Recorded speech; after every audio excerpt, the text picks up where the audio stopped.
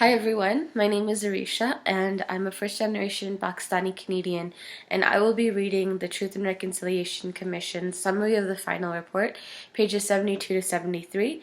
The title is The Road to Closure, 1969.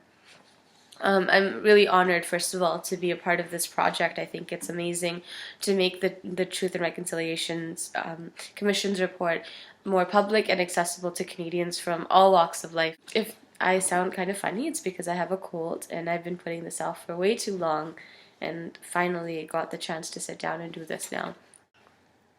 So, the road to closure. In 1968, the federal government drastically restructured the residential school system by dividing the schools into residences and day schools, each with a principal or administrator. In June of the following year, the federal government took direct control over all the schools in southern Canada. Because the churches were allowed to continue to appoint residence administrators, their presence continued in many schools in the coming years.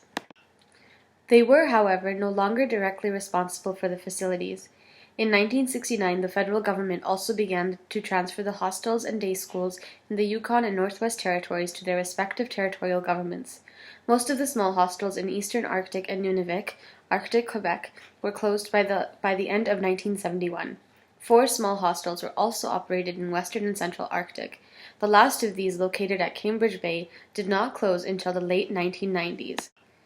Having assumed control over southern Canadian schools in 1969, the federal government commenced what would prove to be a protracted process of closing the system down. According to the Indian Affairs Annual Report for 1968 to 69, the department was responsible for 60 residences.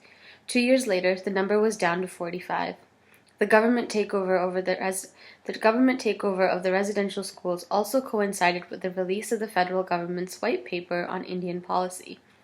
This document proposed a massive transfer of responsibility for First Nations people from the federal to the provincial governments. It called for a repeal of the Indian Act, the winding up of the Department of Indian Affairs, and the eventual extinguishment of the Truth and Reconciliation Commission of the treaties.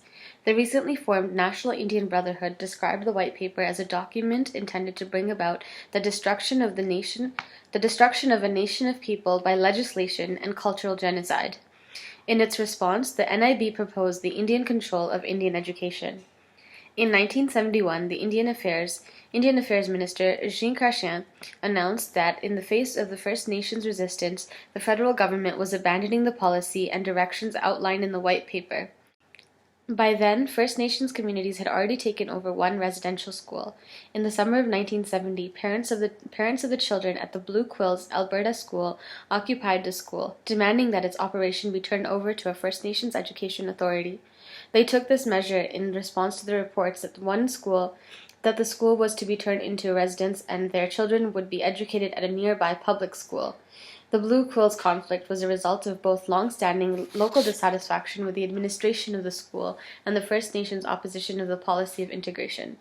It was estimated that over 1,000 people participated in the sit-in, with rarely fewer than 200 people at the school on any given day. 17 days after the sit-in commenced, Minister Jean Chrétien announced that the school would be transferred over to the Blue Quills Native Education Council. In the coming years, Qu'Appelle, Prince Albert, Duck Lake, Lestock, and Grayson facilities in Saskatchewan were also taken over by First Nation authorities. The Christie residence in Tofino, British Columbia, was also briefly operated by an Aboriginal authority. The federal government, however, remained committed to the closing of the facilities. Because of the government's lengthy history of underfunding residential schools, many of the schools were in poor repair. Between 1995 and 1998, the last 7 residences in southern Canada were closed.